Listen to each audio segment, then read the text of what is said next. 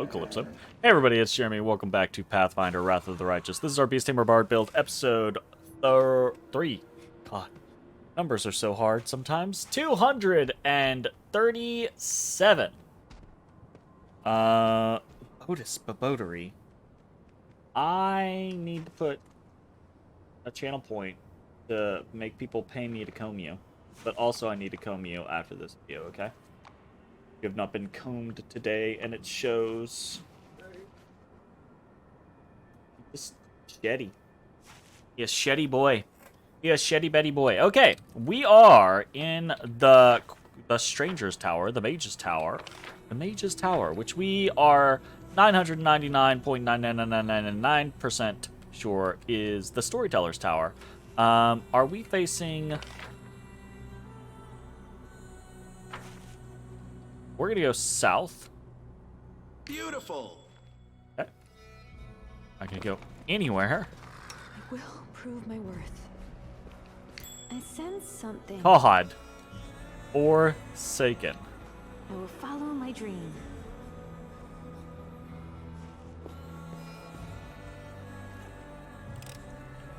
I finished here. Is there more?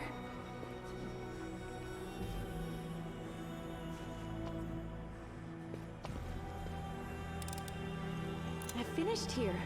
Is there more? That's just a fucking door, bruh. There's...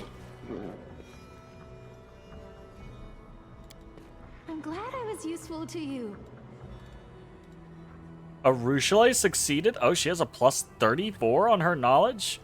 No, she doesn't. She totally... Or 31, she totally does. Wow, I didn't even realize that. Holy shit. Okay. Arushale actually good at the magic. Though this magic trap is now old and dysfunctional after centuries of disuse, it would once have irreversibly blinded any thief who gazed upon it. Bit much, maybe?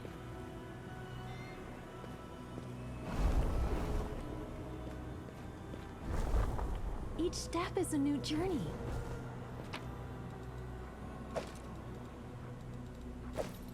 Meteor dust, very cool, and then a headband of rigorous training.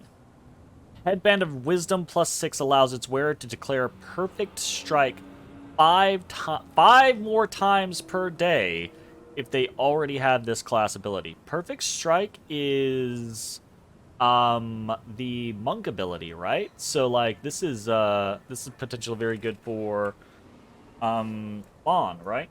Unless I'm thinking about the wrong ability, but Perfect Strike's the one that gives you like a plus 20 to hit. That would be very cool.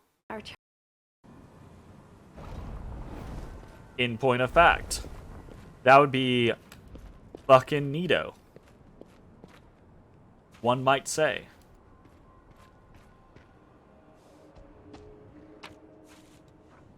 Elven notes, hell yeah. Of course there are going to be some elven notes here.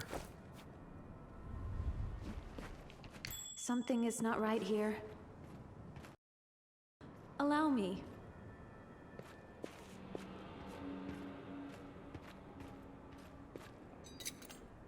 I finished here. Is there more?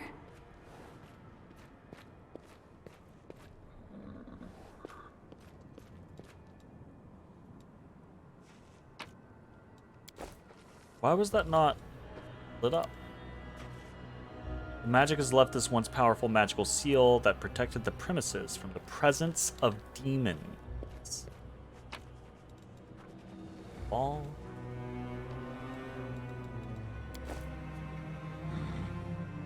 Stuff. We got the ability to rest.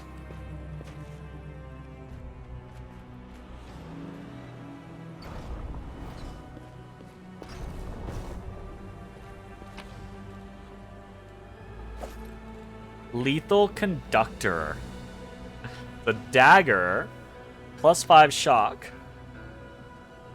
grants its wielder a plus 5 competence bonus on use magic device skill checks and plus 4 competence bonus on touch attack rolls.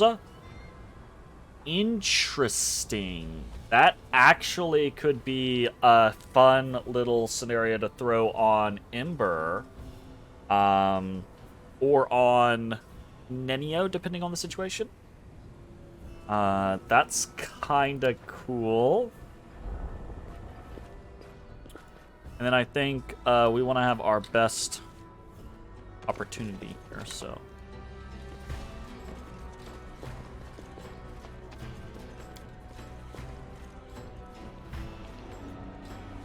Within the pedestal, a faint purple glow emanates from a crystal-shaped hole. Its edges are chipped and cracked, suggesting that whatever it contained has been forcibly removed. Ah. Fair enough. Oh. What about this door? You see a sturdy door set in a stone arch in the middle of the room. The location seems rather odd, to put it mildly. Attached to the door is a tidy little metal bell with a braided pull. Examine the door to determine if any spells have been cast on it. Arcana 28. You see spells enshrouding both the door and the bell. Judging by the nature of the spells, they belong to the Conjuration School. Examine the door closely. This is an ordinary door. Judging by the intricate carvings on the door, it is of elvish make. Makes sense. The bell also appears quite unremarkable, though the bell pull is covered in an ornate pattern. There's nothing unusual about this door, other than its location. Ring the fucking bell. Let's do it. The door swings open, and an ephemeral form appears in the opening. It looks like a soap bubble. On the other side of the door, you can just make out the hazy interior of a small, trinket-filled room, the typical ambiance of a Golarion inn.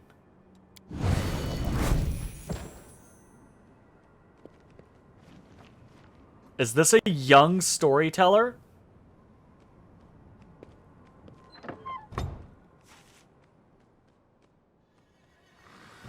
It looks like a young storyteller. What? Clutching the door. We got some time travel going on here. Oh, shit. Clutching the door handle, a skinny figure falls through the soap bubble. The bubble contracts, then pops, dissolving into thin air. The door slams shut.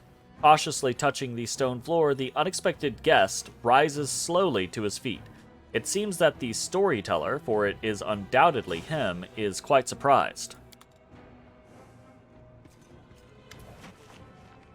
Oh, is it not a young him? Because it looks like a regular him. I don't know if the model looks different or not. I don't actually remember his model. The storyteller's head swivels around in bewilderment, his hands reaching to examine everything around him. Where am I? How did I get here? Who's there? Remember the sound of that breathing? Jack, is that you? Thank the gods, it is you. Where are we? And if you don't mind me asking, what brought you here? What brought you here? How did you get here? The storyteller listens intently to the sounds coming from the city. A good question. Judging by the demon speech I hear, we are in the abyss, correct? I suppose I was brought here by a portal. It was most likely activated by you. This portal must have been charmed specifically to deliver me here from wherever I may have been. I hope it will send me back the same way. Oh, I hope that I hope that this wasn't bait. Like, I hope that this wasn't just a trap to catch Storyteller. Right? Because Storyteller left. You're unlikely to have charmed it this way. If you had, you wouldn't be so surprised by my appearance. The spell was cast in the past. In my past, the one I'm looking for. I have to admit, this finding is quite intriguing and perplexing. But this place, where we are, it's a tower, isn't it? Yes, I'm right, a tower. Why did you need this portal? Thanks to you, I now remember that in the past, I was the court mage of the Lady in Shadow. We discovered that memory. It was probably then that I created this portal to conveniently travel from the Abyss to Golarion.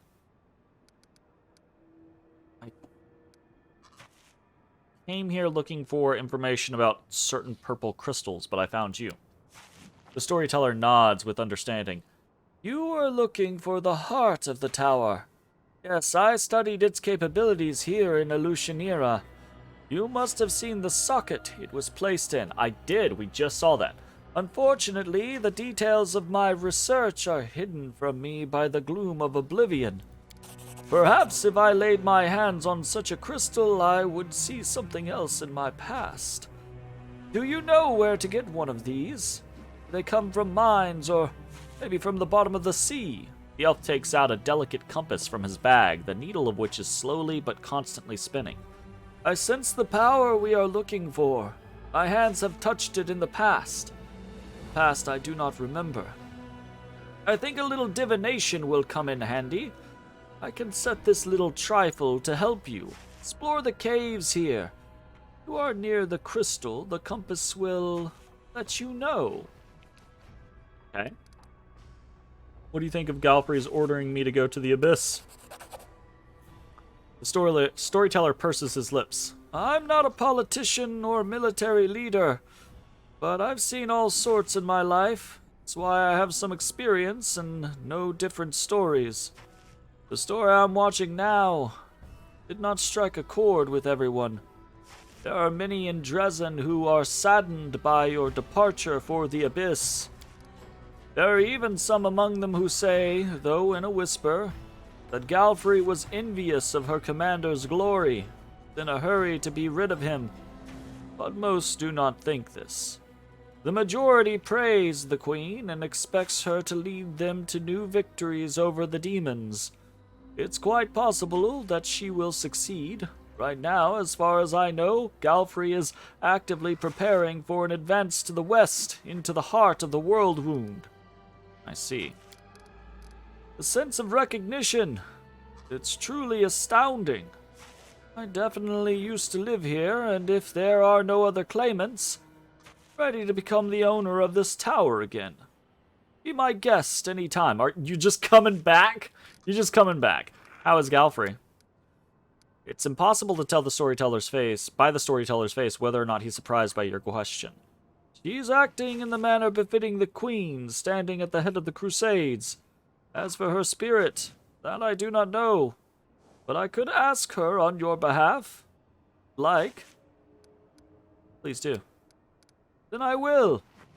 Come visit me again after a while. I will tell you her answer. Stay a while and listen. Sure, we just found a page. Found a page that might be interested to you. Storyteller carefully takes your find. Yes, you're right. Another piece of evidence from the past I have forgotten. The old elf's expression becomes withdrawn. The storyteller clenches the pages you've brought. His voice becomes a bit younger and more energetic. I'm sitting at the top of my tower. In my right hand is a goblet of warmed wine. In my left, a bark-covered notebook. I breathe in the ash floating in the air. The wine leaves the bitter taste of soot on my lips. It's been 100 years since I returned to Golarion from the abyss. 100 years spent on research, hard work, rare journeys. I turned the page of the notebook. The wisdom of elves and the cunning of demon lord Baphomet are gathered here. There is the description of how the purple crystals from Elushanira works, and my own observations about Riftcarver, demon lord Descari's scythe. I know everything written in it by heart, but I keep paging through it all the same. Touching these pages makes me hopeful, strengthens my resolve. I have gathered everything I need to connect Golarion with another plane.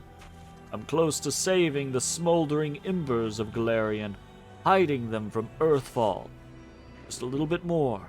A decade or 100 years, and everything will be ready for the ritual.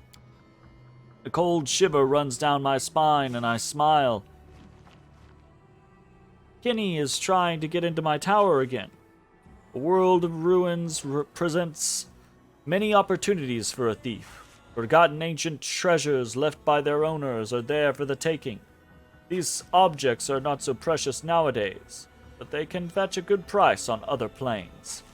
However, my friend stubbornly continues to try and evade the protective traps of my tower. Got caught.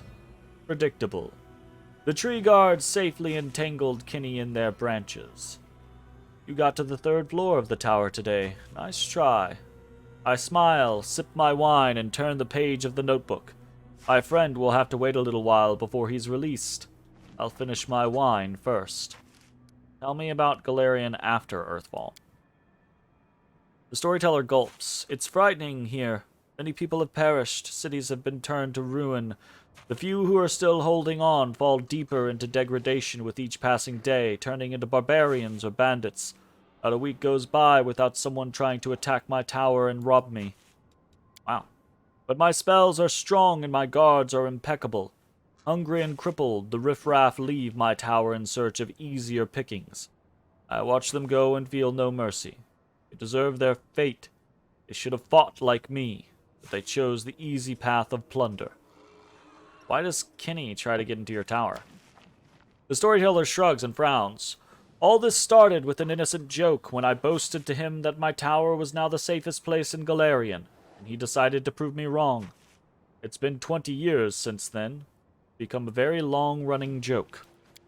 Once every few years, Kinney tries to get into my tower secretly and steal something from me. My precious book of research notes, or the heart of the tower, the purple crystal we got in Elutionira. I play along, truly happy every time my friend comes to visit. Deep down, I start to worry. Why? Kinney takes the goblet from my hands, but is not in a rush to drink it. You would learn so much if you didn't sit here guarding your secrets, he says to me. I smile. Not every secret must belong to the world, my friend.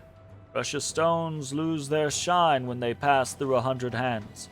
In the same way, knowledge is distorted, and truth turns into tall tales. This is why I sit in my tower guarding what I have created, what I have obtained from others.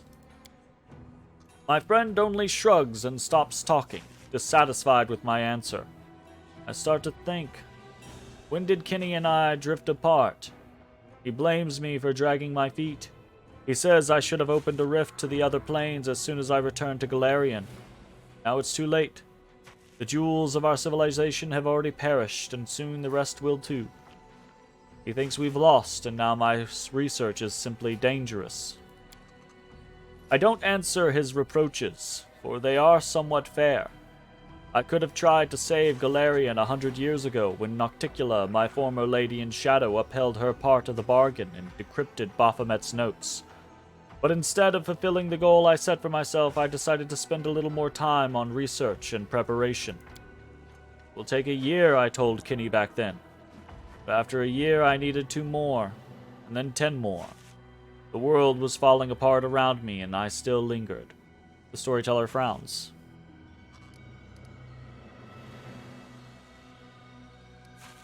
Why are you taking so long to connect the planes? I don't know. My actions are unclear even to myself. I seem to have burned out. I look at people surviving on Golarion and realize I don't want them to survive anymore. Who needs a handful of rabble who have already forgotten how to write, who get by with a vocabulary of 30 words? I haven't abandoned my idea. Oh no, I will see it through, sooner or later. It is my life's work. I can't just abandon it, but not now. Why is Kinney against opening the portal now? Storyteller frowns. My friend thinks it's too late, that my experiment in merging the planes will be dangerous for the entire universe. Who knows what consequences the merging will have on the plane I choose? What will happen if I merge Golarion with Heaven, and Earthfall happens to it too? Before, when Golarion's civilizations were still fighting, together we could have overcome, surmounted Earthfall's consequences. But now there is no doubt that only war and death await us after we merge planes. Kenny always supported you before. What changed? I have thought about that many times.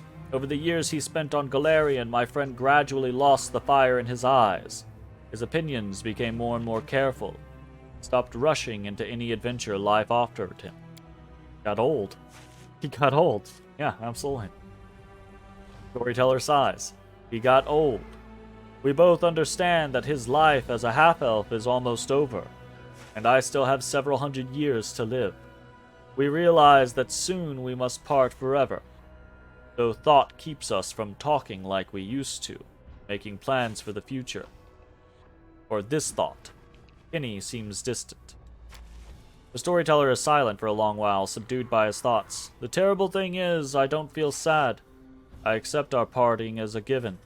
I condemn myself for this, but can do nothing about it.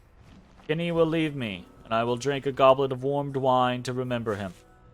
And then I will return to the laboratory to continue my research. My friend has become a stranger to me. Jesus. It happened. What I had been expecting for the last 10 years. What I was ready for. Kinney, my friend, took advantage of my hospitality and stole my research notes. They contained knowledge I gathered over the years from the most dangerous sources, and I have only partially deciphered them. Some of that knowledge would now be lost forever. He didn't even leave a goodbye note. He just left, never to return. I'm standing at the top of the tower with the goblet in my hand. There is no anger, no sadness in my soul, just doomed emptiness and fatigue. I bring my lips to the wine, but taste nothing. We go our separate ways from here, my former friend. I used to adore our friendship, looking for approval in your eyes. But now it has become a burden. It dried out, like a shriveled orange peel. I inhale deeply, filling my lungs, and toss the wine from the goblet. Entering the laboratory, I open a secret door and take out the real notes, not the skillfully crafted decoy I put for Kinney. I will finish my life's work and merge the planes, even if there is no longer any points. I can't do otherwise. Fuck. The storyteller runs a tired hand over his face and tries to smile. I feel exhausted suddenly, like I'm feeling the entire weight of all the years I've lived. This is not the end of my story. I know there are secrets in my past that we are yet to uncover. Like the story of a friend's betrayal?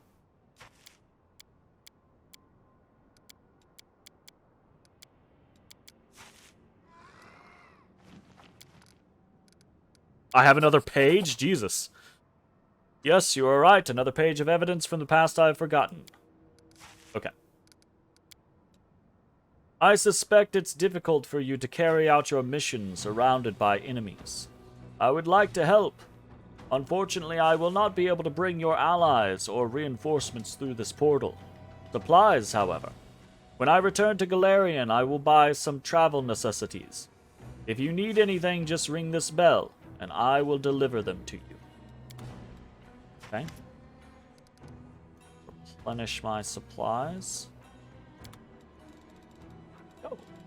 Yo, you got unique shit in here, my man. Also, I have a lot of money. He's got Dragonfall. What is this? Medium armor scale mail, +4. Grants its wielder a +4 insight bonus to AC against demons, as well as a +2 insight bonus on attack, damage, and saving throws against demons. That's pretty fucking solid. Holy shit.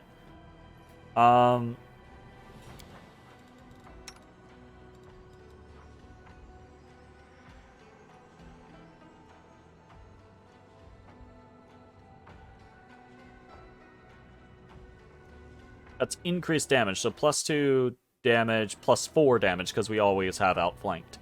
But is that worth an insight bonus? Insight bonuses are pretty rare, right? So an insight bonus is probably going to stack more than almost anything. So we'll have more AC, and we'll have a +2 to attack rolls and saving throws. It's against dragons. It's against dragons. I read demons. I don't know why I read demons. It's dragons. It's never mind. Really cool, but significantly less useful. Damn. Okay. Chainmail of Spiteful Barbs. +5 competence bonus on persuasion skill checks made to intimidate. Whenever the wearer suffers 10 or more HP damage from a single ranged attack, they get a +1 morale bonus to AC for 1 round, and their next melee attack deals 2d6 piercing damage. Neat, but I don't think that is super duper oh my gooper. Oh my gooper, OD pooper. Oh my gooper, OD pooper. Yo, we might buy all of this fucking diamond dust, because we have been going through the diamond dust here lately. We could totally just buy all of the... Ooh, man. The Scroll Scribers kits. Alchemist kits. Some expensive shit. And then we just have 50,000 souls. Okay, let's look at this. I said, well, there's no reason for us. Go down the list. Meta magic stuff. Nordic welcome. Nordic welcome, really? It's a throwing axe. Icy burst, frost, strength. Okay. Whenever the wielder of this +4 icy burst throwing axe hits the enemy for the first time in a round, they must pass a fortitude saving throw, DC 27, which is okay, or suffer a -3 penalty to damage rolls and become slowed for 1 round. That's okay. That's interesting. Pretty decent. Got a bunch of layers of stuff. Probably about the best thing that we have seen for like the throwing axe build for Greyborg. Crushing Presence. We have Charisma +6 gives the wearer the ability to push all enemies in a 15-foot area 10 feet away and suffer 1d8 plus caster level bludgeoning damage. No questions asked. That's actually really interesting. Ooh, that's actually really interesting. If the wearer of this ring has the ability to cast spells spontaneously, it grants them the ability to cast the following spells: Ice Storm, Cold Ice Strike, Ice Body, Polar Ray, and Polar Midnight. To cast a spell, the wearer still needs to have a spell slot of the required level. Interesting. That's kind of cool. It's like a salamander version of what we have for, or it's an ice version of what we have for Ember. Very neat. Timely assistance. Ally in a 20-foot area of the wearer lands a killing blow. This belt of Constitution +4 makes the wearer's next spell extended as though using the extend spell feat. Also grants the wearer a +4 enhancement bonus to Wisdom. What the fuck? Okay. Interesting. I don't... that's cool, but I don't know if that's actually that worth it. These gloves grant their wearer additional 1d8 bludgeoning damage on hit with unarmed attacks and a +10 competence bonus. Can we use that on, like... Yeah, aren't these hands? Right? Like...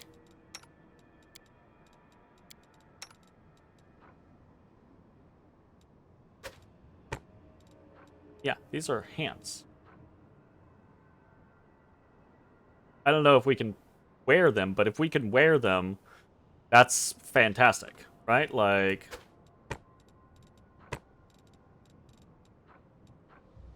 Beard Thrasher, it's a monk weapon. Axiomatic. Whenever the wielder expends points from their key pool, they get a +2 morale bonus on attack and damage rolls. Kind of cool. Not for us, though. Robe grants its wearer a +2 dodge bonus to AC and a +2 competence bonus on attacks against evil enemies. Only monks of good alignment can wear it. I don't think Lan can wear that, because Lan is technically, I think, not a good monk. He is a lawful monk, but he is not a good monk. Sad. Dinosaur bones, jade, first aid kits, and then a bunch of shit that we sold. So, there's some pretty interesting stuff in here. I think we definitely want all of the diamond dust. We might want all of the diamonds. I don't know what meteor dust is for, but that's not especially expensive, so we might grab all of that. We could go ahead and grab the Scroll Scriber's kit, and if we get that, we can get rid of our kits, right? Because you only need the highest version. Make a little bit of money back.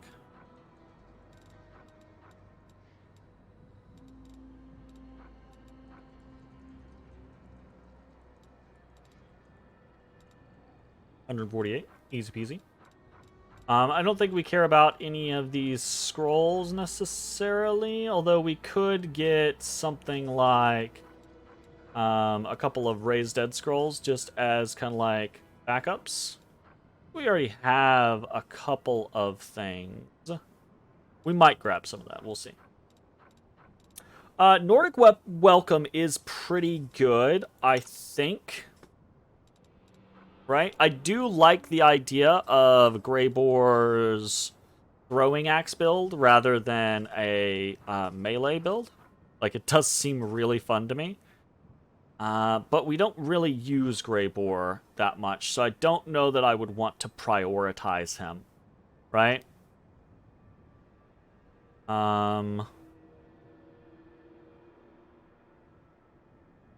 I also don't know that it's just significantly better than Frost Embrace. Right? Obviously, it has a +1 over Frost Embrace, but we can put a +5 enchantment on it, so it doesn't really matter what its enhancement is. Right? But its ability is better if for no other reason than it's just a higher fortitude save. Right? Although I will say this, the Nordic Welcome only works the first time in a round, whereas the Frost Embrace is whenever you hit against a new enemy. So I guess that's kind of here or there. Kind of whatever. Yeah, I don't. It's good, but I don't know that I care about it enough to the point of spending, like... If we were using Greyboar, I'd probably be like, yeah, sure. But we're not, so I'm kind of like, whatever. Crushing Presence, that is actually kind of interesting. What are we using on me currently? We currently have a +6, or a +4, right? So this is a +6, and it has a special ability that doesn't hit allies, is AoE, doesn't hit allies. It's not going to do a crazy amount of damage, but it also can, like, shove people, like, get them out of the way, which could be cool. So I think we do grab that. The Ring of Boreal Might, I don't think matters for any of us unless I suddenly wanted to do one of two things, and one, that would be respec me to, because I am a spontaneous caster. I could respec me to basically be an ice version of Ember, which could be cool, right? But I don't think we want to do that. Or we could alter Ember's spec to let her do ice and fire, but I don't think there's really a reason to do that. I think that just kind of muddies the waters. So no reason, I think, to do that there. Timely Assistance is interesting, but I don't think it actually is really that big of a deal, right? Because it's like, one, it's a Constitution +4, so whatever. Belt. And it also gives you a +4 Wisdom, but again, the belts at this point don't really matter. But the belts and helmets only matter if they're a +6, right? Because we already have +4s due to our spells on everybody. And the fact that it lets your next spell, after you kill something, your next spell gets extended. It's so kind of like situationally random that I'm like, nah. Definitely not for 150, right? Like if it was for 50,000, I might be like, we could test out some stuff, cool. but no way I'm doing that myself.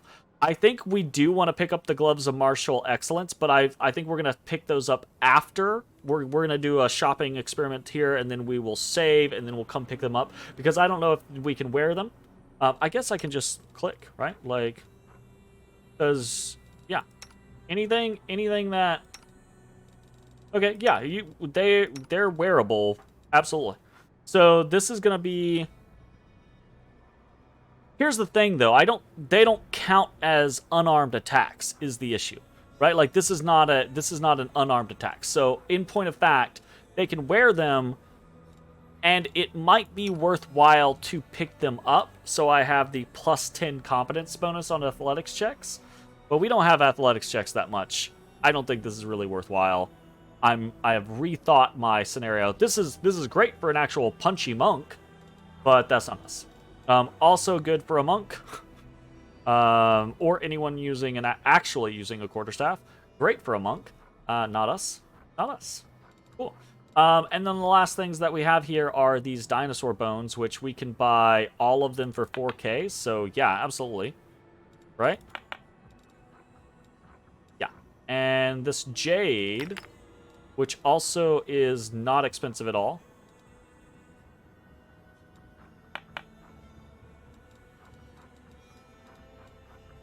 Do we need... We have plenty of first aid kits, and we have not... I have no idea how many first aid kits we have. Yes. Okay, so do we need reach or do we need extend? Extend actually could be interesting.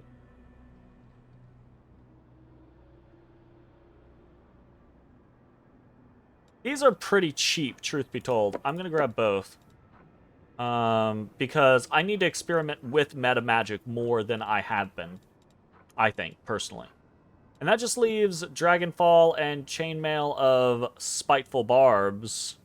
But I really don't think that they're drastically... The only person that we're using medium armor on right now is Social. And I don't think either of them...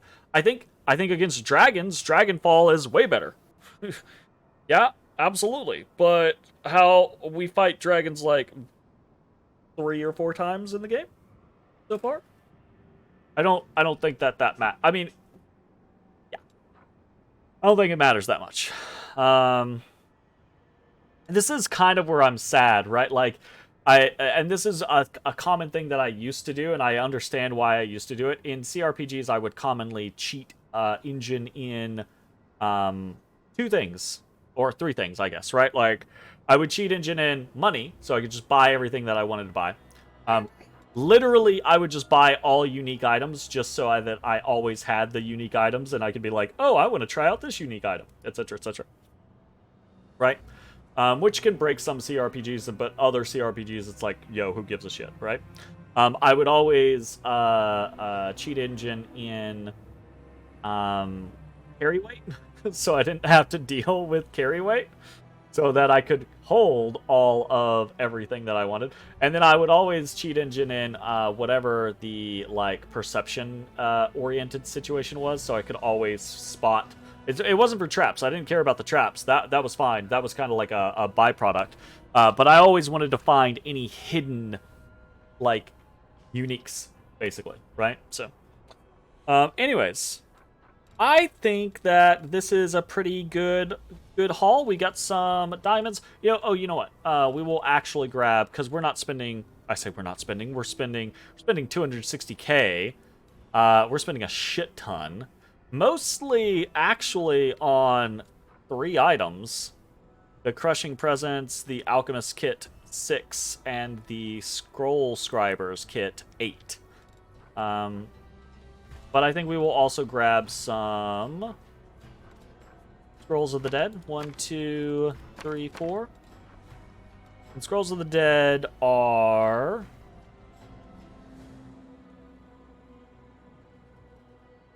fine.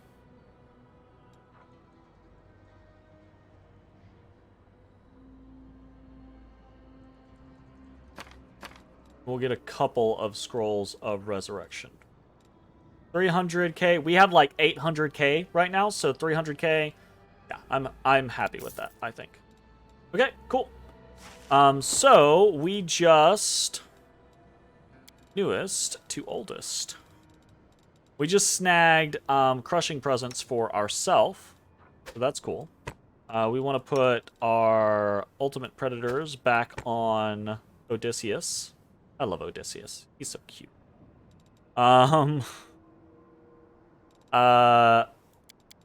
We have 2 headbands of rigorous training. That's funny.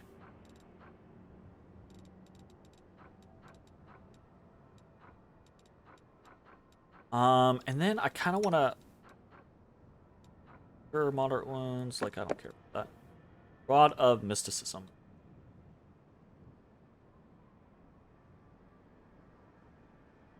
Maximized.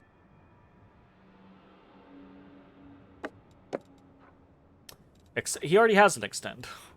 I just don't use it. Reach.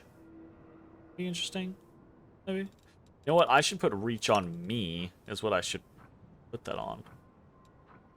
Put reach on me so I can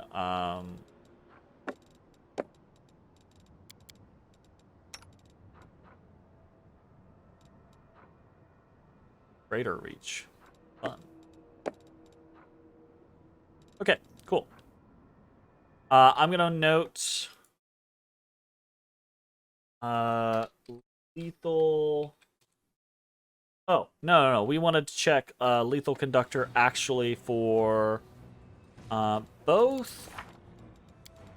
Disintegrates a touch attack, right?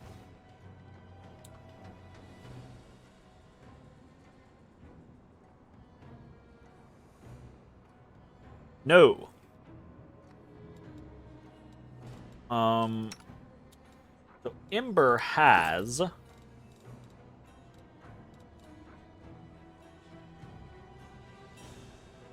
Purple Stone Knife. She has the Ashmaker, right? And Ashmaker gives a +2 bonus on attack rolls and to caster level for all evocation schools spells.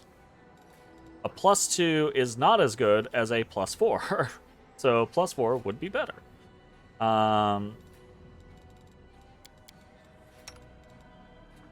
There's no touch attack rolls that I'm doing, is there? I could have sworn that someone was doing a touch attack aside from Ember. I thought it was Ninio was doing something. But I guess that might not be true.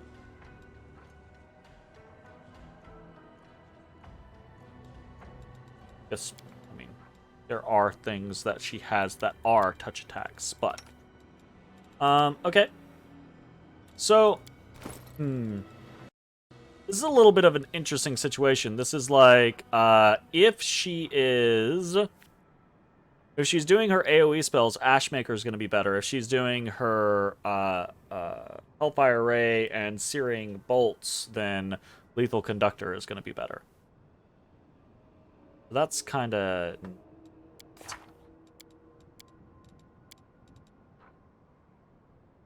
Morale bonus, okay. I mean, fuck it. Put that there for now. Cloak of Carnage.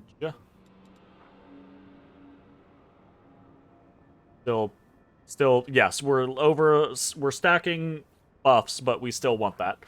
Because we still want the +2 DC. So, yeah, whatever. Okay, cool.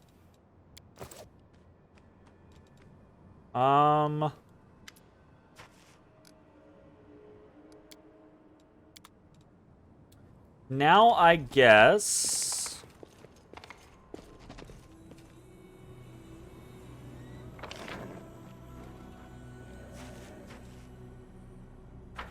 now I guess we have to peace out, right? Now it's time to...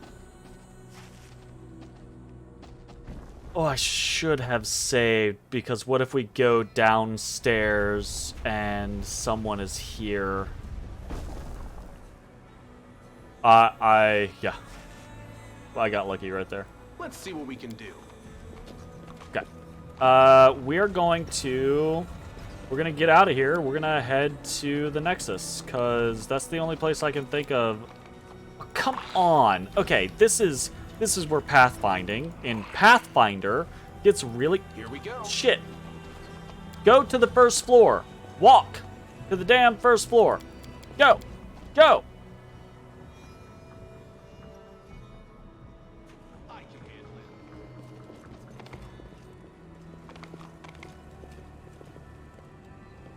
Hate it.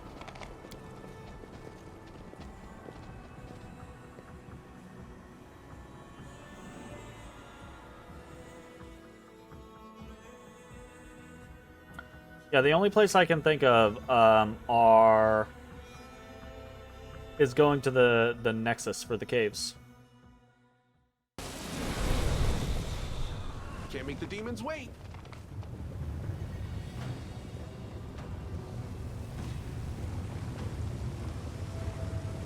Okay. And you know what? That's actually a pretty good place for us to go ahead and end this episode. If you're watching on Twitch, stick around. We're gonna keep playing. If you're watching on YouTube, I hope you enjoyed. We'll see you next time for more Pathfinder: Wrath of the Righteous. Boy, this the boy, this. Aww. Aww. Hey everybody, thanks for watching. If you enjoyed the video, consider leaving a like, commenting, or subscribing. It really helps me out. If you'd like to see me live, head over to my Twitch at twitch.tv/thedistanthorizon.